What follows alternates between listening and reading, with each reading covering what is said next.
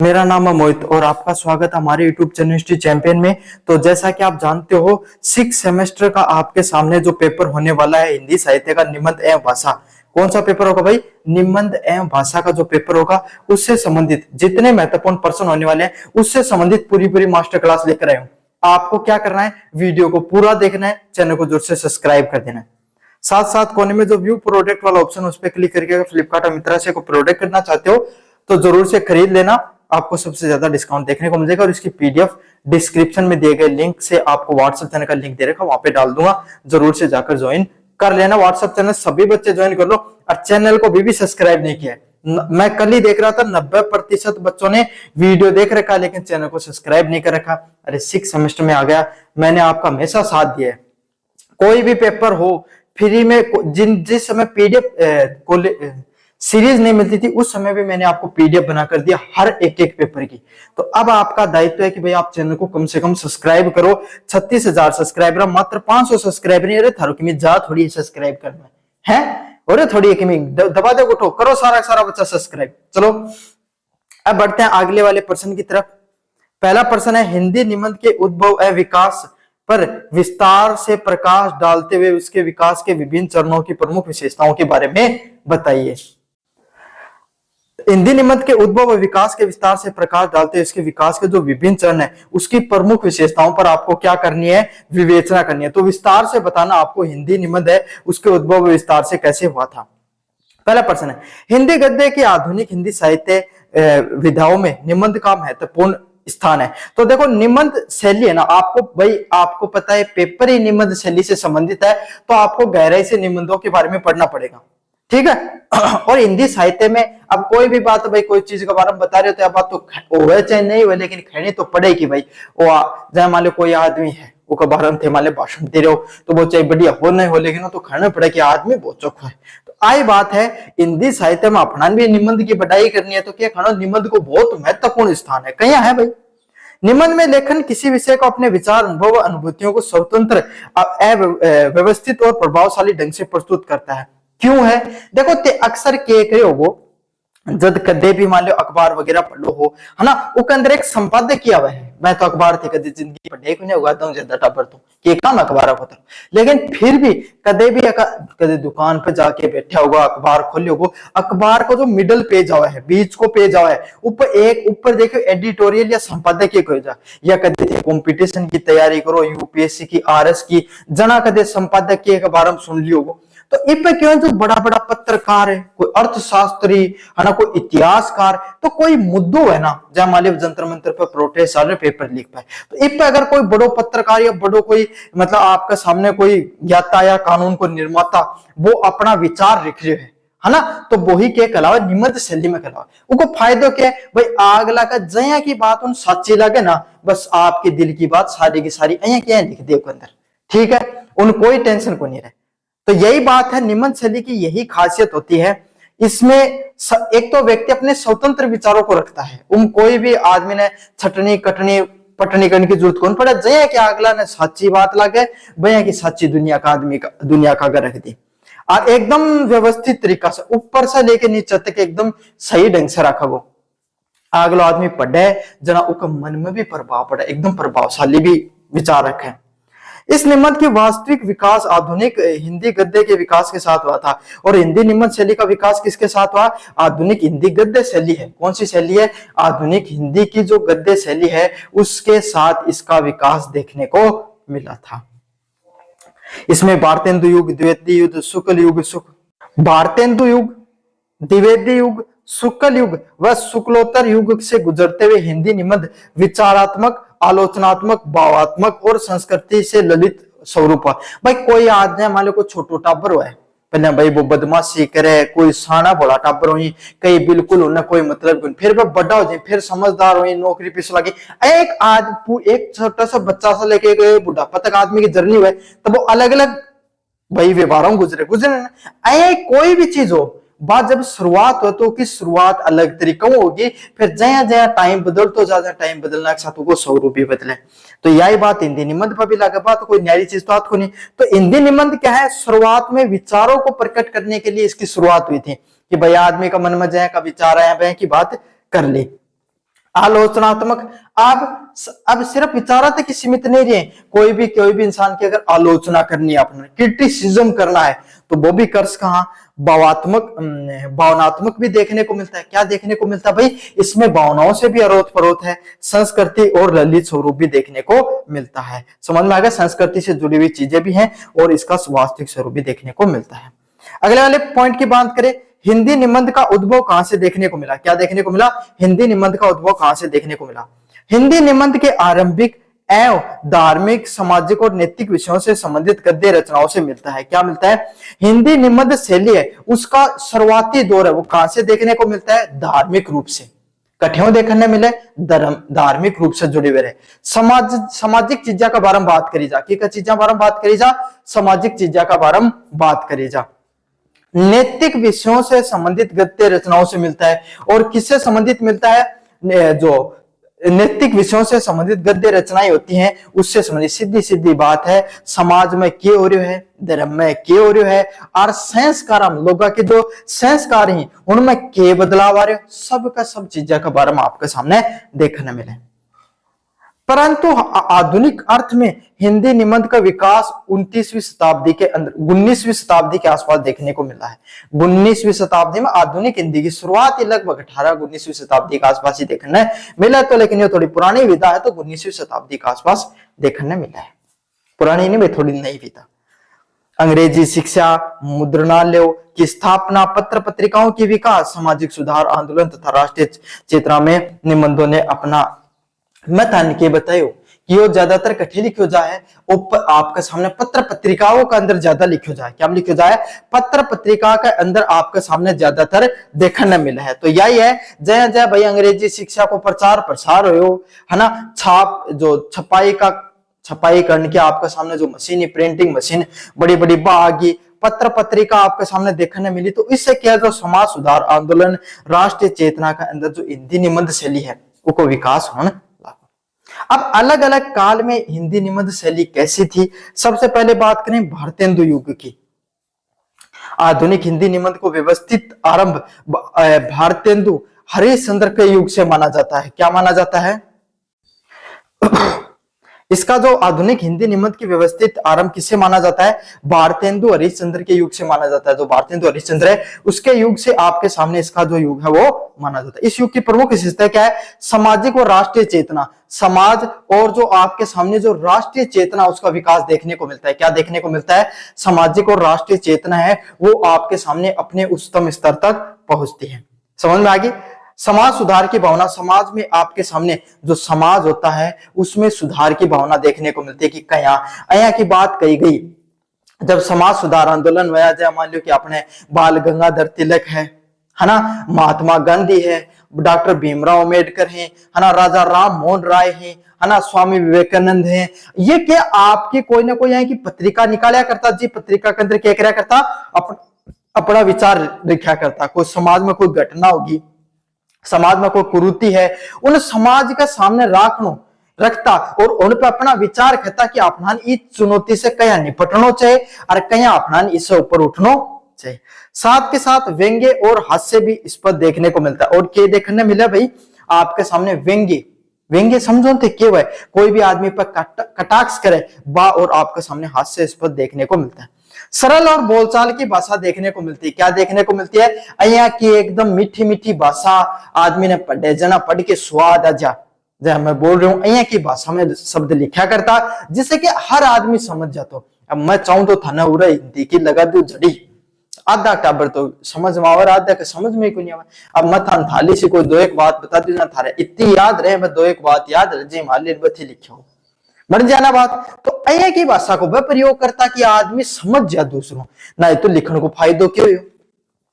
पत्रकारिता से निकट संबंध, और थाने भी बेरो है पत्रकारिता तो जी टाइम अंग्रेज क्या की करने दिया समझ में आ गई? जी टाइम में बस जो अखबार है ना उनमें जो बड़ा बड़ा देशभक्त स्वतंत्र सेनानी पर आपका विचार रखने के लिए क्या करता कि वे उन्हें अलानी फलानी जगह से कटे से बेरो पाट जाया करतो कि घटना होगी तो घटना पर के तो भाई उन्हें बेरो पाट तो बच्चे लिख देता और आपका विचार लिख दिया करता। समझ में आ गई? चलिए भारतेंदु हरिश्चंद्र, बालकृष्ण भट्ट और प्रताप नारायण मिश्र इस काल के प्रमुख निबंधकार हैं। भाई इस टाइम का अगर प्रमुख पत्रकारों की बात करें तो भारतेंदु हरिश्चंद्र, बालकृष्ण भट्ट और प्रताप नारायण मिश्र, इनको नाम अहिया समझ लो कि ऐ ही थारा भाईला। क्यों? इनको नाम अगर काला पेन में लिखोगा तो पास मार्क्स तो देखो टब्बर है समझदार और थारा नंबर देखो 2 ज्यादा, तो इनका नाम याद कर लियो। द्विवेदी युग, महावीर प्रसाद द्विवेदी के समय हिंदी निबंध अधिक गंभीर, अनुशासित और विचार प्रधान हुआ है। जो महावीर प्रसाद द्विवेदी के समय में हिंदी निबंध जो शैली है ना वो बहुत ही गंभीर हुई। आजकल क्रिकेट और गौतम गंभीर को नहीं, वो तो कोनी गड़बड़ कर रहा सोचो भैया को नहीं। इको अर्थ क्या है? इको अर्थ है गंभीर को अर्थ है कि आपकी जब बात क्या करता ना वह के करो अया समझ ली कि अफाइया का शब्दा को प्रयोग करांगा कि अपनी वाई वाई हो जाए। मतलब आदमी को ना कठिन शब्दा को प्रयोग करो, भाषा पर ज्यादा जोर दियो रे। मतलब अनुशासित मतलब जो पैड़ा था भाई आपके सामने भारतेंदु युग बने को प्रयास यो ही थो कि शब्दा ने अगर आपा कदे लिखा ना तो शब्दा ने अहिया का लिखा कि अगला आदमी को समझ में आ जाए, और ये प्रयास करो कि शब्दा ने आपा इतना सही ढंग से लिखा कि व्याकरण को शुद्ध प्रयोग हुआ और विचार प्रदान और अपने विचारों को ज्यादा प्रधानता की। इन्होंने क्या किया?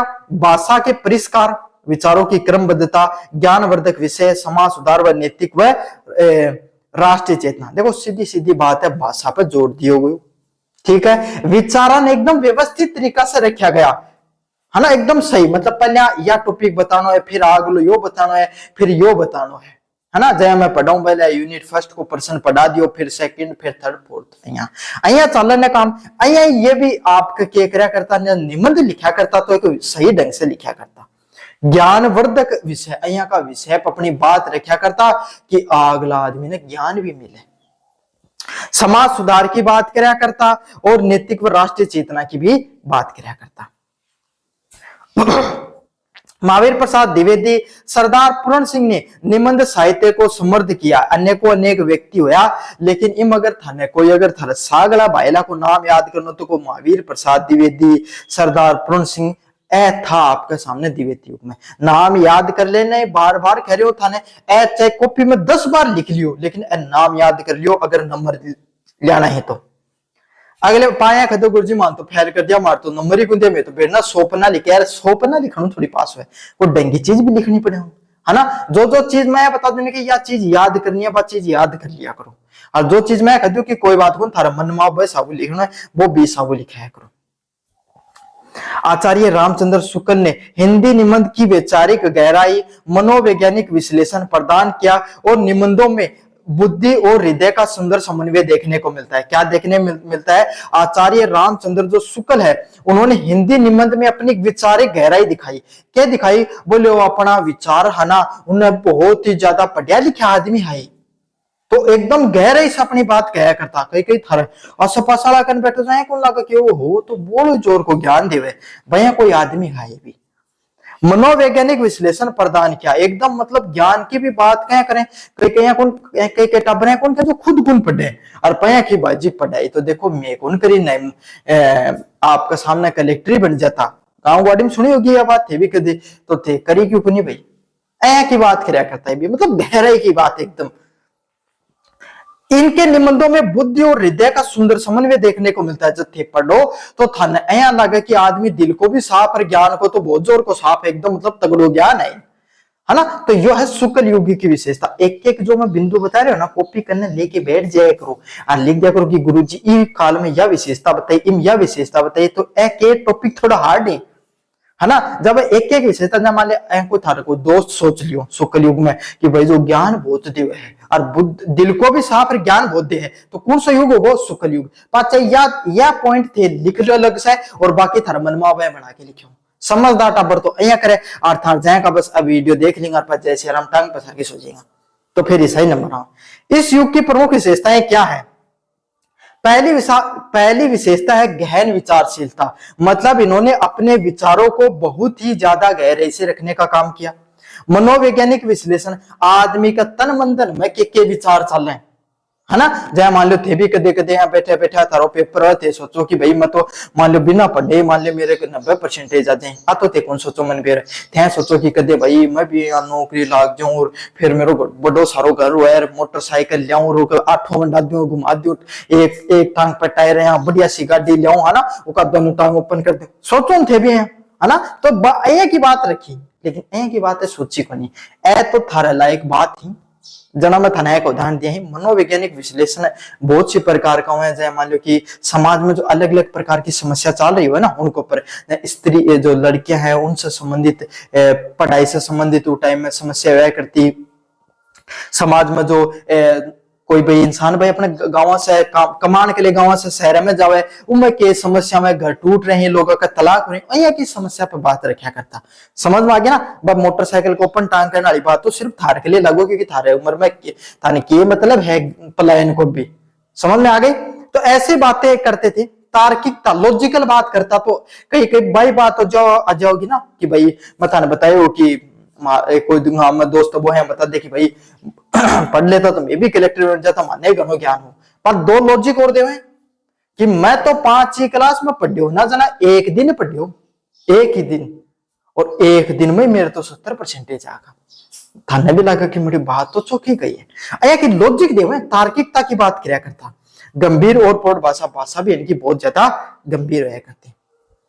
शुक्ल जी ने उत्साह श्रद्धा और भक्ति लोभ और प्रीति आदि निबंध उल्लेखनीय है। क्या है जो शुक्ल जी उन्होंने कहा उनके अनुसार उत्साह से परिपूर्ण श्रद्धा और भक्ति व लोभ से अरोत-प्रोत आपके सामने साहित्य लिखा गया। शुक्लोत्तर और आधुनिक युग शुक्लोत्तर काल में हिंदी निबंध की विषय वस्तु शैली की अधिक व्यापकता दिखाई दी। व्यापकता के बहुत ही मतलब कई प्रकार की चीजें लिखी है। जारी प्रसाद द्विवेदी जनेन्द्र कुमार महादेवी वर्मा श्री विद्या निवास मिश्र कुबेरनाथ राय आदि के नए आयामों ने प्रदान किया। तो एक काल में अलग अलग प्रकार का रहा भाई जिसमें ललित निबंध मतलब पढ़ के थान स्वाद आ जाए तो अया का निबंध लिखा करता। सांस्कृतिक चिंतन पढ़ने में भी आपको जो संस्कृति से जुड़ाव महसूस होता। व्यक्तिगत अनुभूति के आधार पर इन्होंने साहित्य की रचना की। व्यंग्य और दार्शनिक दृष्टिकोणों से भी इन्होंने साहित्य को लिखने का काम किया।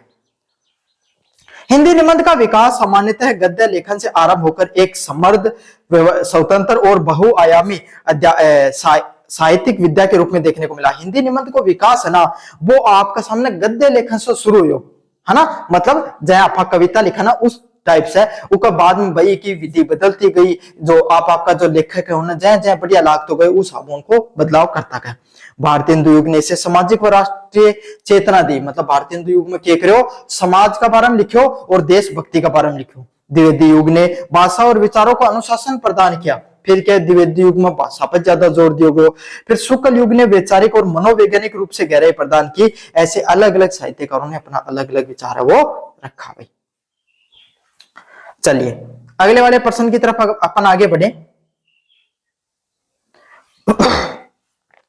अगले वाला प्रश्न है हिंदी भाषा के उद्भव और विकास को क्रमबद्ध तरीके से विवेचना करते हुए आधुनिक स्वरूप के बारे में बताइए। क्या करना है हिंदी भाषा का उद्भव और विकास कई योग इको क्रमबद्ध तरीकों के है और इको आधुनिक स्वरूप कहीं को देखने मिले इस बारे में थाने विस्तार से बताना है। चलिए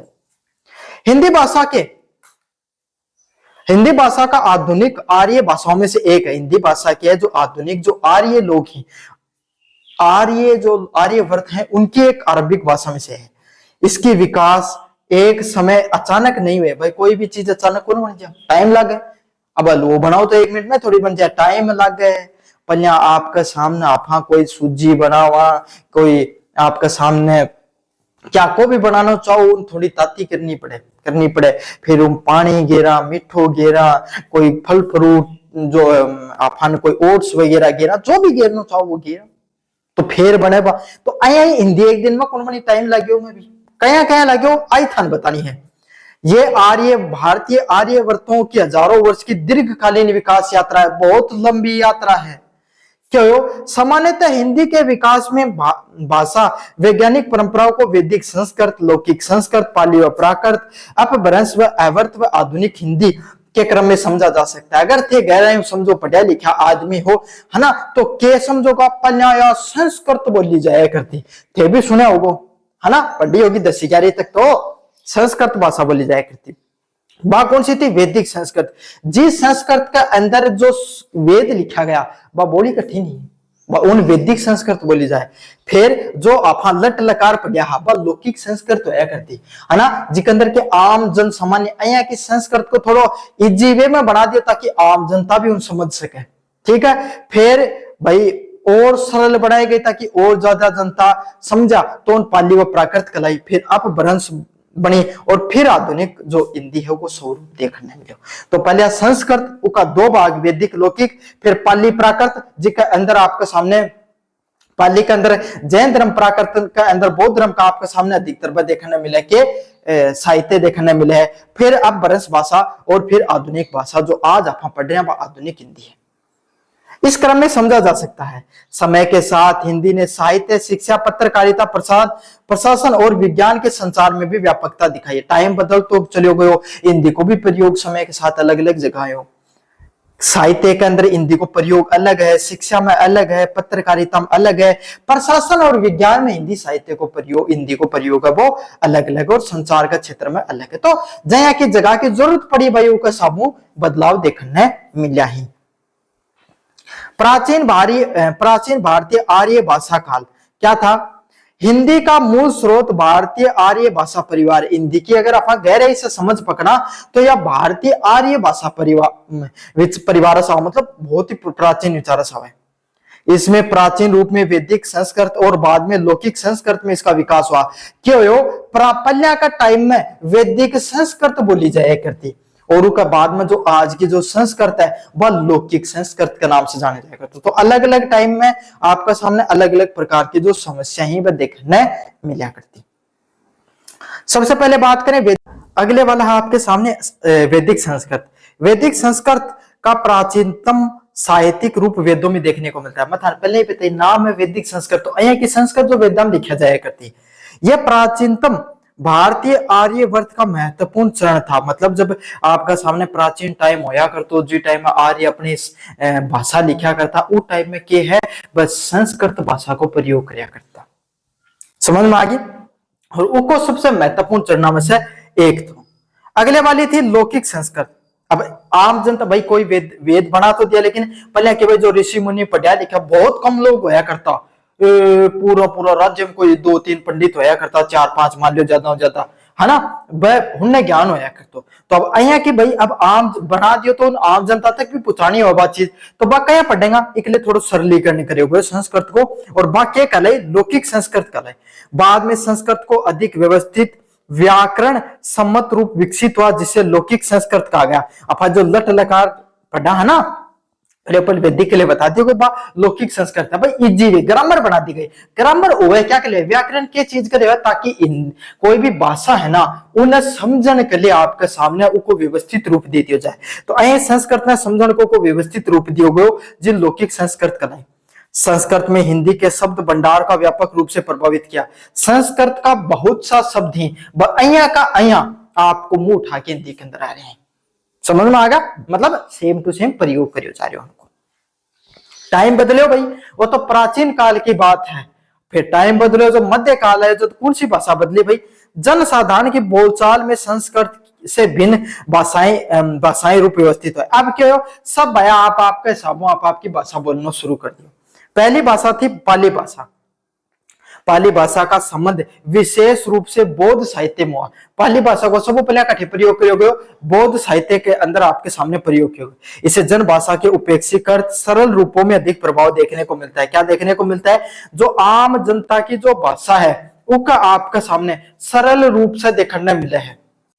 जन भाषा के उपेक्षित सरल रूपों में दिखाया गया क्या है, और थोड़ा इजी वे में दिखाए गए हैं। अगले वाला क्या? प्राकृत भाषा। समय के साथ विभिन्न प्राकृत भाषाओं का विकास हो। टाइम बदल तो चले गए, भाषा को स्वरूप भी बदल तो चले गए, जिसमें भी प्राकृत भाषा में भी शोरसेनी भाषा, मागधी भाषा, अर्धमागधी और महाराष्ट्रीय भाषा। मतलब ये बात तो क्या समझ में आया था? लोकल भाषा को उत्पन्न होनी शुरू होगी धीरे धीरे क्षेत्र वाइज। जहाँ क्षेत्र का लोग जहाँ की भाषा बोलिया करता वह की भाषा को आपके सामने प्राकृत भाषा कहलाई। और प्राकृत भाषा का भी छोटा छोटा रूप में बट गई, जहाँ शोरसेनी भाषा, मागधी भाषा, अर्धमागी भाषा और महाराष्ट्रीय भाषा।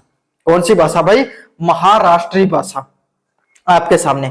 प्राकृत भाषाओं में संस्कृत की तुलना में जन सामान्य के अधिक निकट थी। प्राकृत भाषा संस्कृत के तुलना में जन सामान्य के अधिक, मतलब आम जनता का बोली ज्यादा निकट है। समझ में आ गई। अगले वाली भाषा का स्वरूप है अपभ्रंश का विकास। अपभ्रंश का विकास क्या है? प्राकृत भाषाओं के बाद में विभिन्न अपभ्रंशों का विकास हुआ। क्या हुआ? छोटी छोटी आपके सामने जो भाषाएं हैं उनका विकास देखने को मिला। आधुनिक उत्तर भारतीय आर्य भाषाओं के निर्माण में उपभ्रंशों का महत्वपूर्ण योगदान है। के है जो उत्तर भारत के जो आपका सामने भारतीय आर्यों की जो भाषा है, वो भाषा को जो निर्माण हो में, उत्तर भारत की जो भाषाओं को जो निर्माण हो में अपभ्रंश भाषाओं को बहुत ज्यादा जरूरी के है। अपभ्रंश भाषाओं का आपके सामने मुख्यतः प्रयोग किया जाता है। विशेष रूप से शौरसेनी अपभ्रंश भाषा पश्चिमी हिंदी के भाषाई परंपराओं का महत्वपूर्ण संबंध माना गया। क्या क्या कहा गया? जो शौरसेनी अपभ्रंश भाषा है उसका पश्चिमी हिंदी की स्थायी भाषा परंपराएं का महत्वपूर्ण संबंध माना गया। यही कहोगे कि आपके सामने स्थायी जो परंपरा भाषा है उनको बहुत महत्वपूर्ण योगदान रहा है। अगला है अवहट एवं प्रारंभिक हिंदी। अपभ्रंश के उत्तरवर्ती रूप से प्राय अवहट भाषा कहा जाता है। अपभ्रंश की जो आपके सामने उत्तरवर्ती जो भाषा है उन अवहट भाषा कहा जाता है। अपभ्रंश और आधुनिक भारतीय हिंदी भाषाओं के बीच में संक्रमण, मतलब जो आज की जो आप हिंदी भाषा देखा ना और जो अपभ्रंश भाषा है उसके बीच में अगर कोई भाषा उत्पन्न हुई तो को नाम क्या कहलावा भाई बा? अवहट भाषा कहलावे। कौन सी भाषा कहलावे? अवहट भाषा कहलावे। इसके बाद में विभिन्न क्षेत्रीय भाषाओं और बोलियों को अधिक स्पष्ट होते गए तथा हिंदी का प्रारंभिक स्वरूप का भी विकास और क्या धीरे धीरे टाइम बदल तो चले गए। जो हिंदी की जो आम भाषा है, जो बोली है, वह और ज्यादा स्पष्ट और क्लियर होती चली गई। क्या होती चली गई? और ज्यादा स्पष्ट और क्लियर होती चली गई। और आज जो हिंदी को जो वास्तविक स्वरूप देखो ना, वो वास्तविक स्वरूप देखने मिले। क्या देखने मिले? आज जो आपके सामने था हिंदी देखने मिले ना, वह आपके सामने जो हिंदी है वह उस टाइम से आपके सामने थाने देखने मिले। समझ में आ गई। अगले वाला है मध्यकालीन हिंदी का विकास। कौन से वाली हिंदी का विकास? मध्यकाल समय में जो हिंदी बोली जाती है उसका विकास। मध्यकाल में हिंदी की विभिन्न बोलियों तथा समृद्ध साहित्य की रचना हुई। क्या हुई?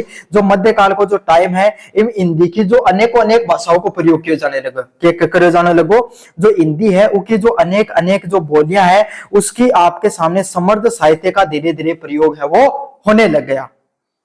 पहली अवधि भाषा। अवधि में मलिक मोहम्मद जैसी, तुलसीदास जैसे कवियों को महत्वपूर्ण रचना, जबकि ब्रज भाषा में सूरदास, बिहारी व अन्य भक्तिकालीन तथा रीतिकालीन कवियों का महत्वपूर्ण साहित्यिक भाषा बनी। केरी अवधि भाषा के अंदर थाने भी मध्यकाल के अंदर क्यों जो तो भगवान राम की जो भक्ति किया करता, जो संत है अवधि भाषा के अंदर अपना साहित्य लिखा करता, जिसके अंदर आपके सामने चाहे मलिक मोहम्मद जैसी होगा, चाहे तुलसीदास होगा, वह अवधि भाषा ने अपनाई ताकि भाई भगवान राम है उन पढ़ने वाला लोग हैं अवध से जुड़े हुए ज्यादा लोग हैं ताकि वह अवध आसपास का आराम से समझ सकें।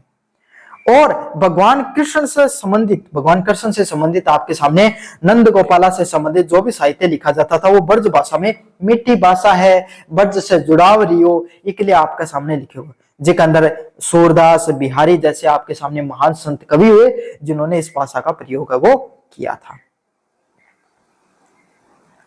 इस काल में हिंदी के साहित्य विकास में भक्ति आंदोलन का विशेष योगदान रहा और इस काल में आपका सामने हिंदी के साहित्यिक विकास में भाई भाषा को भी बहुत गहरा प्रभाव पड़े और आपके सामने भक्ति आंदोलन है उनमें जो भाषा है, जो क्षेत्रीय भाषाओं को भी प्रभाव पड़े और आपके सामने हिंदी साहित्य को भी प्रभाव देखने मिले। अगले वाला बिंदु है आधुनिक हिंदी और खड़ी बोली। 19वीं शताब्दी में आधुनिक हिंदी गद्य के विकास के साथ साथ खड़ी बोली का महत्व तेजी से बढ़ा। क्या हुआ? टाइम बदल तो चले गए हो, क्यों भाई टाइम बदल तो चले गए हो और हिंदी साहित्य में भी आपके सामने बदलाव देखने मिले। मुद्रणालय, शिक्षा, पत्रकारिता व सामाजिक सुधार आंदोलन ने इसे व्यापक रूप से बढ़ाया।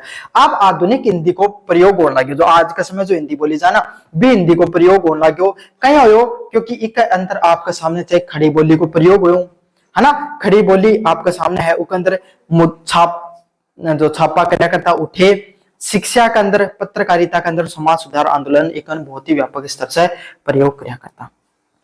पहले भारतेंदु हरिश्चंद्र तथा उनके समकालीन लेखकों ने भारतीय आधुनिक हिंदी गद्य की गति प्रदान की। क्या किया आपके सामने?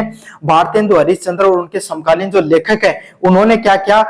उन लेखकों ने आधुनिक हिंदी को आपके सामने हिंदी है उनको गति प्रदान करने का काम किया। क्या किया? उनको आधुनिक हिंदी को गति प्रदान करने का किया गया। इसके बाद महावीर प्रसाद द्विवेदी ने भाषा का परिष्कार, व्याकरण व अनुशासन व मानवीकरण महत्वपूर्ण योगदान दिया गया। क्या दिया गया आपके सामने? महावीर प्रसाद द्विवेदी ने भाषा का और परिष्कृत, एकदम गहरा रूप और व्याकरणीय रूप रखने का काम किया। चलिए अब लास्ट और इंपॉर्टेंट पॉइंट बढ़ते हैं, आधुनिक हिंदी का जो वास्तविक स्वरूप है उसके बारे में। स्वतंत्रता के बाद में हिंदी का प्रयोग प्रशासन, शिक्षा, साहित्य, पत्रकारिता, रेडियो व दूरदर्शन में प्रयोग बढ़ियो। भाई बात है, हिंदी साहित्य का जो प्रयोग है जो हिंदी साहित्य को जो आपके सामने प्रयोग है वो मुख्यतः कठे है प्रशासन और पत्रकारिता के अंदर, रेडियो के अंदर, दूरदर्शन आदि के अंदर ज्यादातर प्रयोग वो करे जाए, और डिजिटल माध्यमों में भी आपके सामने को प्रयोग है वो बहुत ज्यादा बढ़ जाए। भारतीय संविधान अनुच्छेद 343 में, किसमें? अनुच्छेद 343 के अनुसार संघ की राजभाषा हिंदी व लिपि देवनागरी थी। क्या थी आपके सामने? हिंदी की जो राजभाषा थी वह तो हिंदी थी आपके सामने, और लिपि कौन सी थी? देवनागरी थी।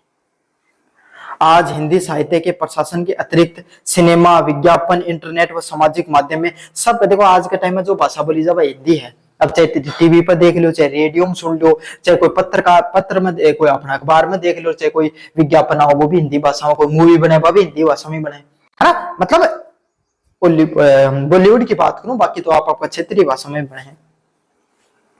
आमजन की भाषा आज के टाइम में यही है।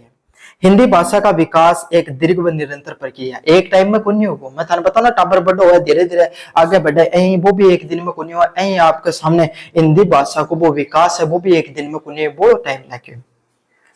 संस्कृत से प्राकृत भाषा, प्राकृत से अपभ्रंश और अपभ्रंश से उत्तरवर्ती रूपों में आधुनिक हिंदी के पहुंचते हुए इसने अनेक भाषाएं और सांस्कृतिक तत्वों को आत्मसात किया। क्या क्या? इसने आपके सामने अनेक भाषाएं हैं, सांस्कृतिक तत्व हैं, उसका इसमें प्रयोग देखने को मिलता है। आधुनिक युग में खड़ी बोली आधारित मानकों हिंदी के व्यापक रूप से ग्रहण किया गया। क्या क्या? आधुनिक युग में जो खड़ी बोली है उनको आपके सामने आधारित जो मानक उनको प्रयोग किया गया। भारत में प्रमुख साहित्य, सामाजिक व संचार भाषाओं का महत्वपूर्ण स्थान रखा गया। तो यहीं से आपके सामने भारत के जो प्रमुख साहित्य हैं, सामाजिक एवं संचार भाषाएं, उसका भी प्रयोग देखने को मिलता है। चलिए अगले वाले प्रश्न की तरफ अपन आगे बढ़े। चंद्रघर शर्मा गुलेरी के कछुआ धर्म निबंध की तात्विक समीक्षा करते हुए उसके विषय वस्तु तथा वैचारिकता तथा भाषा शैली के बारे में बताइए। तो चंद्रघर शर्मा गुलेरी के द्वारा आपका सामने कछुआ धर्म है और निबंध का बारे में अपन विस्तार से देखेंगे। आगे बढ़ाने से पहले एक ही बात कहना चाहूंगा, भाई चैनल ने सब्सक्राइब करो, वीडियो देखो। स्टार्टिंग में भी यह बात कही है, जब थारो मन कौन पिंग लो, लेकिन अब थाने तो थारो मन मान जानो चे करो भाई। चैनल ने सब्सक्राइबर थारा भाई लानते रील भेजो, वीडियो ने शेयर कर दिया करो, उन्हें भी खो सब्सक्राइब करे, मैं चैनल ने कराया करो भाई। चैनल सब्सक्राइब पुण्य को काम है यो बहुत। चंद्रघर शर्मा गुलेरी ने आधुनिक हिंदी साहित्य के प्रतिभाशाली गद्यकार, निबंधकार तथा कथाकार थे। क्या था? चंद्रघर शर्मा गुलेरी है, उन्होंने आपके सामने बहुत ही प्रतिभाशाली गद्यकार है, समझदार आदमी ही, बहुत ही समझदार साहित्य लिखा करता। निबंध लिखन को ना बहुत जोर को ज्ञान हो, और कथानया का लिख दिया करता कि आपके सामने गांव में कोई आदमी कौन खा सके, बहुत शानदार कहानी कहा करता। उन्होंने कछुआ धर्म एक विचार प्रधान व्यंग्यात्मक निबंध है, अया को जिन पढ़ना के बाद में थारे दिमाग में विचारा की एकदम गंगा सी बहन लाग जाए, ऐ की बात कह करता। और व्यंग्यात्मक कैसा? आपके सामने व्यंग्य भी है इनके साहित्य में, क्या है? व्यंग्यात्मक शैली भी देखने को मिलती है। इसमें लेखक ने भारतीय समाज की इस प्रवृत्ति पर प्रहार किया जिसमें व्यक्ति कठिन परिस्थितियों, सामाजिक समस्याएं तथा बाहरी चुनौतियों का सामना करने के स्थान पर उसने बचने और अपने संकीर्ण दायरे में सिपट जाने का प्रयास करता है। ये जो उनका जो विचार है ना, ये प्रयास करो कि जो अपने भारतीय जो लोग हैं उनकी कई की विचारधारा है, उनका विचारधारा पर आपके सामने क्या है, उनके द्वारा कटाक्ष करने को प्रयास करे हैं। जो दोनों लोगों का जीवन में समस्या आ जा तो समस्या को समाधान कौन करे वे, है ना, समस्या से भागने को प्रयास करें। गुलेरी ने इस प्रवृत्ति को प्रतीकात्मक रूप से कछुआ धर्म कहा गया कि आदमी का जब जीवन में समस्या आ जा तो समस्या को सामना नहीं करके भागने को प्रयास करे। ठीक है, कछुआ धर्म का अर्थ क्या है? कछुआ संकट के समय की स्थिति में अपने अंगों को समेटकर खोल के अंदर छिपा लेता है ना। मान लियो को सामने शेर आगो तो वो कदे को सामने थोड़ी करो, शेर वह भी कौन कर सके, है ना। तो क्या करोगे, सारा शरीर ना आपका खोल के अंदर संभाल लेगो। तो यही बात वो व्यक्ति से भी करेगा, जब वो जीवन में समस्या जाए तो वो उनको सामना करने का बजाय खुद न समेट ले है खोल के अंदर, मतलब अपना बाहरी जो समस्या उन्हें सब बच के वो आपका घर के सामने घर में छिप जाए। गुलेरी ने इसी व्यवहार को सामाजिक प्रवृत्ति का प्रतीक बताया। तो चंद्रधर शर्मा गुलेरी ने इसी जो व्यवहार आदमी को, इसी को सामाजिक प्रवृत्ति के रूप में दिखाने का काम किया है। कछुआ धर्म से आशय है कि ऐसी मानसिकता से जिसे मनुष्य समस्याओं और चुनौतियों को सक्रियता से सामना करने के बजाय स्वयं अलग कर लेता है। यही सब चीजें इसमें दिखाई गई हैं कि मनुष्य अपने जीवन में जो समस्याएं हैं और जो चुनौतियां उनका सामना करने का बजाय उन्हें खुद से अलग कर ले भाई, कि मैं लड़ू को नहीं चुनौतियां से, कदे संघर्ष ही गुण करूं आपके सामने, है ना, और आपके सामने अकेले ही जीवन यापन कर लूं। इसी प्रकार से कछुआ पलायनवादी और आत्म संकुचित मानसिकता वाला व्यक्ति है। भाई जो आदमी आपका या आपका मन में बढ़ाई कर वो कर आपका या आपका मन में रहे, उसके सामने अगर कोई चुनौती आ जाए तो घर रह जावे, है ना, पढ़ाई करने की, पढ़ाई एक दो बार फेल हो तो परीक्षा छोड़ देवे। कई टाइम को देखो दो कंपटीशन फेल होते हैं, कभी मैं तो कौन करा तेरी मानो तो नहीं हुआ, है ना। उनके जीवन में थोड़ी सी समस्याएं आती है, ऊपर हाथ कर दी, भयंकर आदमी के लिए बात कही गई है। निबंध और विषय वस्तु क्या है, निबंध की विषय वस्तु क्या है। निबंध का मुख्य रूप भारतीय भाषाओं में व्याप्त निष्कर्षता से संकीर्णता और पलायन की प्रवृत्ति की आलोचना की गई है। क्या किया गया है, चीजों को इनएक्टिव होकर बिल्कुल भी, है ना, और संकीर्ण सोच में जो संकीर्णता छोटोपन है ना, उसका बारे में बात की गई। लेखक ये संकेत करता है कि जब समाज भारी चुनौतियों के सामने अपनी शक्ति, विवेक और साहस का प्रयोग नहीं करता है तो अपनी रक्षा के लिए स्वयं को सीमित कर लेता है। इस चीज में यही बताया जो समाज में जो व्यक्ति है वो अपनी बाहर की शक्तियां, विवेक, समझदारी और साहस को प्रयोग नहीं करे, क्या नहीं करे, भारी शक्ति, विवेक और साहस को प्रयोग नहीं करे तो वो क्या कर ले, खुद ने उस छोटा सा काल कोठरी में सीमित कर लेवा है, उसका बारम कह जा, और जिससे उसकी प्रगति रुक जाए। मान लो भाई कोई आदमी सोच ले कि कंपटीशन की तैयारी करे, एक दो पेपर दे, फिर हो जाए सोच ले मैं तो कौन तैयारी मेरे तो भाई कौन क्लियर, मेरे तो दिमाग ही कौन चले, तो वो जिंदगी में कदे कर पाओगे के, कौन कर पाओगे, क्यों, क्योंकि उसने अपनी सोच को संकुचित कर दिया। क्या कर दिया, सोच को संकुचित कर दिया, वो सोचे को नहीं जिंदगी में आगे बढ़ने के लिए। वो क्या पड़ेगा, आदमी आगे बढ़ने के लिए सबसे पहले अपनी सोचने बढ़ाना पड़े, सोच को विकास होगा तभी मनुष्य को विकास होगा। सोच छोटी रखोगा तो उठी तक ही रह जाओगा, है ना। तो यही बात यहाँ पर कही गई है कि इंसान जब तक अपनी मनुष्य चुनौतियों से लड़ाई नहीं करेगा और अपनी बुद्धि, शक्ति और विवेक का प्रयोग नहीं करेगा तो वो क्या क्या हो जाएगा, वहीं पर रह जाता है। सामाजिक रूढ़ियों का विरोध करना।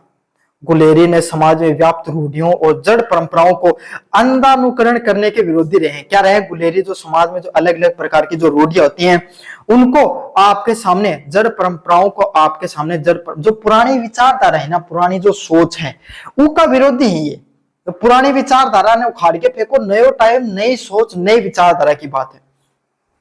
वे एक ऐसी मानसिकता पर व्यंग्य करते हैं जो परिवर्तन से डरती है। समाज में कोई भी व्यक्ति है वो ही जीवन में आगे बढ़े जो समय के साथ खुद में परिवर्तन करते रहे और पुराने विचारों को घेरे में सुरक्षित रहना चाहती है। और जो इंसान पुराने विचार का घेरा में सुरक्षित रहो ना, वह सोचा पुराने या विचार लिया रखो, वो जिंदगी में कभी भी आगे को नहीं बढ़ पावे। उनके अनुसार समाज को जीवित बनाए रखने के लिए नवीन विचारों और परिवर्तन की प्रगति के प्रति खुलापन होना आवश्यक है। उनको सीधो सीधो मानना यही है, अगर कोई भी आदमी ने अगर जीवन में आगे बढ़ना है तो उन्हें नया विचार और परिवर्तन स्वीकार करना जरूरी है। सक्रियता और साहस का संदेश होना। निबंध में मूल रूप से संदेश पलायन के स्थान पे सक्रियता, आत्मविश्वास व संघर्षशीलता को अपनाना है। क्या बताया गया, निबंध में मेन बात यही कही गई कि इंसान ने एक्टिव रहना चाहिए हर क्षेत्र में, चाहे पढ़ाई होगी, चाहे मान लो आप पढ़ाई करो तो आप समाज से कट जाओ, नहीं, हर जगह आदमी ने एक्टिव रहना चाहिए, पढ़ाई भी, सामाजिकता भी। कुछ टाइम के लिए 5-6 महीना के लिए जो बढ़िया तैयारी करो, जद बनाए, उसका बाद में आदमी ने हर जगह एक्टिव रहना चाहिए, हर जगह प्रयास करना चाहिए, बिना आदमी कठिन कठिन सेट हो जाए। आदमी के अंदर कॉन्फिडेंस भी रहना चाहिए और लगातार संघर्ष करने की क्या रहनी चाहिए, विचारधारा होनी चाहिए। लेखक चाहता है कि व्यक्ति और सामाजिक समस्याओं का सामना करे। सीधी सीधी बात है, लेखक की यही बात है कि जीवन में संघर्ष करना जरूरी है। जीवन में वही आदमी आगे बढ़े जो संघर्ष करेगा। वे अपनी कमजोरियों को पहचानने और बदलती परिस्थितियों के अनुरूप स्वयं को विकसित करते हैं। क्या बताया गया है? लेखक चाहते हैं कि व्यक्ति ना वो समाज में जो समस्या रही है उनका सामना करे और अपनी कमजोरियों को पहचान कर उन पर काम करे। कई आदमी उन्हें कोई आपकी कमजोरी बता दो, मायने पड़ेगा यहाँ कि मन क्या खदी, मेरम क्या कमी कर दी, अरे भाई तेरे में है जना खदी, समझ में आ गई? तो खुद की कमजोरियां न पे भागो मत, उन्हें स्वीकार करो, उन्हें सुधारो और जीवन में आगे बढ़ने को प्रयास करो। और जहां समाज में जी टाइम की जरूरत है उस जरूरत के हिसाब से खुद ना आगे बढ़ाओ। निबंध और वैचारिकता। कछुआ धर्म में गुलेरी की वैचारिक दृष्टि प्रगतिशील, तार्किक व सुधारवादी दिखाई देती है। क्या दिखाई देती है? कछुआ धर्म में गुलेरी की जो विचारधारा वो कैसी है? प्रगतिशील, धीरे धीरे आगे बढ़ने की विचारधारा है। तार्किक, लॉजिकल बात करें और समाज में खुद में सुधारवादी विचारधारा देखने को मिलती है। समाज को आत्म मंथन के लिए भी प्रेरित करते हैं। और किस चीज के लिए प्रेरित करते हैं? समाज ने भाई खुद में चिंतन करना चाहिए, वो चिंतन करके आदमी आगे बढ़े। निबंध में लेखक का उद्देश्य केवल आलोचना करना नहीं बल्कि सामाजिक चेतना को उत्पन्न करना भी है। जो निबंध कहे हुए सिर्फ कोई भी व्यक्ति जो खुद की आलोचना करे भाई बात को नहीं, सामाजिक चेतना, समाज में लोगों ने मोटिवेट करने को भी बारंबार कहे हुए है। अगले वाला पॉइंट है व्यंग्यात्मक। इस निबंध में सबसे महत्वपूर्ण विशेषता उसका व्यंग्य है। कछुआ धर्म जैसा शीर्षक स्वयं को व्यंग्यात्मकता और प्रतीकात्मक रूप से दिखाता है। किस रूप में दिखा हुआ है? कि जो कछुआ धर्म है वो आपका सामने व्यंग्य करे हुए है, जब कछुओं के काम करे वही आपके सामने मनुष्य करे, उसको व्यंग्यात्मक और प्रतीकात्मक रूप से दिखाया गया है।